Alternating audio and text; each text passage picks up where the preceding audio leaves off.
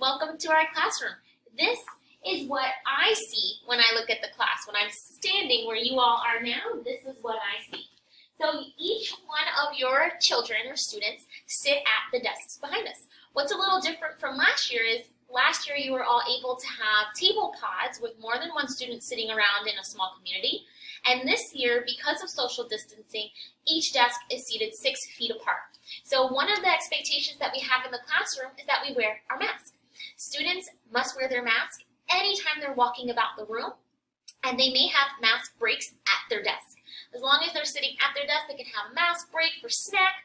We have mask breaks throughout the day, so that way it's not completely stifling, but we do wear our masks for the majority of the day. All of the adults wear their masks, and there are times where I'll even wear a face shield so students can see my lips when we have foundations.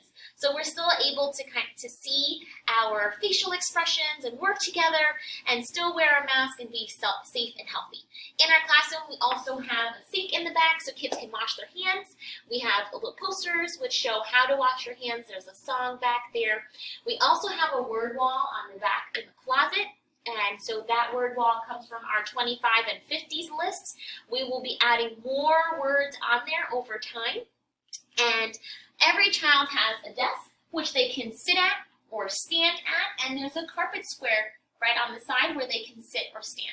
Those same carpet squares can be used to pull up to the front of the room where there are boxes on the floor at 6 feet apart for small group instruction. So that carpet square allows them to move around the room, which is really awesome. So again, this is what our classroom looks like. Each student is 6 feet apart, and we are doing our best to make sure that everyone is safe and healthy. All right, thank you.